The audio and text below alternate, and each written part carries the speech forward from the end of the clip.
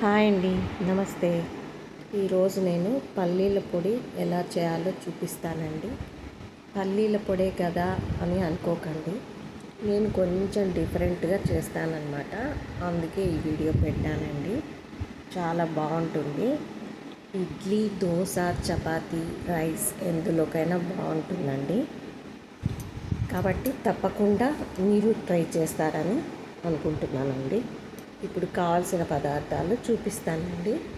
ముందుగా ఇక్కడ నేను ఒక పెద్ద బౌల్కి హాఫ్ పల్లీలు తీసుకున్నానండి.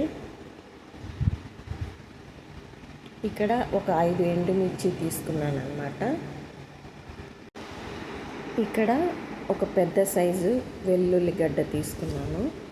వెల్లుల్లి ఎక్కువ వేస్తే పల్లీల పొడి చాలా బాగుంటుందండి. రుచికి తగ్గ సాల్ట్, 2 స్పూన్లు కారం, కొద్దిగా షుగర్ తీసుకున్నానండి. షుగర్ వేస్తే టేస్ట్ చాలా బాగుంటుంది.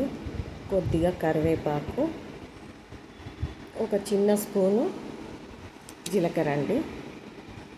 ఇప్పుడు కడాయిలో ఫస్ట్ పల్లీలు వేసుకొని వేయించుకోవాలండి. మాడకుండా వేయించుకోవాలి. స్టవ్ సిమ్లో పెట్టుకొని వేయించుకోవాలండి, మాడకూడదు.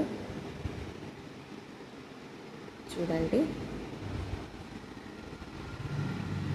ఇలా వేయించుకోవాలన్నమాట. ఇంకొంచెం వేగాలి. వేగిపోయాయండి. నేనైతే పొట్టు తీయకుండానే చేస్తున్నానండి. ఇప్పుడు కడాయి పెట్టుకొని అందులో ఆయిల్ కొద్దిగా వేసుకొని ముందుగా ఎండుమిర్చి వేసుకున్నానండి. ఎండుమిర్చి కూడా మాడకుండా వేయించుకోవాలండి. వేయించేసుకున్నాను, తీసి పక్కన పెట్టేసుకుంటున్నానండి. ఇప్పుడు జీలకర్ర, కరివేపాకు కూడా వేసేసుకోవాలండి. అవి తీసేసి మిక్సీ జార్లో వేసేసుకున్నానండి. ఇప్పుడు వెల్లుల్లి రెబ్బలు ఆ వేడిగా ఉన్న ఆయిల్లో వేసేసానండి. నేను స్టవ్ ఆఫ్ చేసేసాను. వేయించైనా చేసుకోవచ్చండి, బాగుంటుంది. నేను వేయించలేదు, సారీ అండి. ఇప్పుడు మిక్సీ జార్లో ఎండుమిర్చి, జీలకర్ర, కరివేపాకు, ఉప్పు, కారం వేసి మిక్సీ పట్టేసుకున్నానండి. చూడండి, ఇప్పుడు పల్లీలు వేసుకొని అందులో వెల్లుల్లి రెబ్బలు ఆయిల్లో ఉంచినవి తీసేసి వేసుకున్నానండి. షుగర్ కూడా వేసేసుకున్నాను. కొంచెం అలా ఒకసారి మిక్సీ పట్టేసుకున్నాను.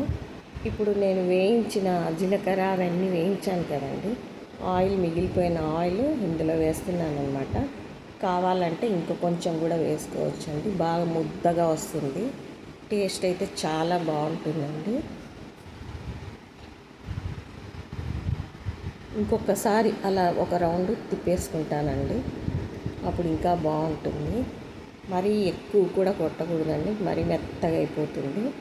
కొంచెం మనకి పలుకు పలుకుగా ఉండాలి అనుకుంటే మనం రోట్లో అయినా వేసి దంచుకోవచ్చండి, అది ఇంకా బాగుంటుంది. మిక్సీలో అయినా కూడా అలా చేసుకోవచ్చండి. ఎక్కువ మిక్సీ పట్టకుండా కొంచెం పలుకుగా ఉండేట్లే చూసుకుంటే బాగుంటుందండి తినేటప్పుడు. అయిపోయింది. ఇప్పుడు ఆ కడాయిలోనే నేను వేసేసి కలిపేసుకొని వేరే బాక్స్లోకి తీసేసుకున్నాను అన్నమాట. చూడండి, ఇప్పుడు చూపిస్తున్నాను. రైస్లోకి నెయ్యి వేసుకొని తింటే చాలా బాగుంటుందండి. పెసరట్టు, దోశ, చపాతీ ఎందులోకైనా బాగుంటుందండి. నచ్చిందా అండి? నచ్చితే లైక్ చేయండి, సబ్స్క్రైబ్ చేసుకోండి.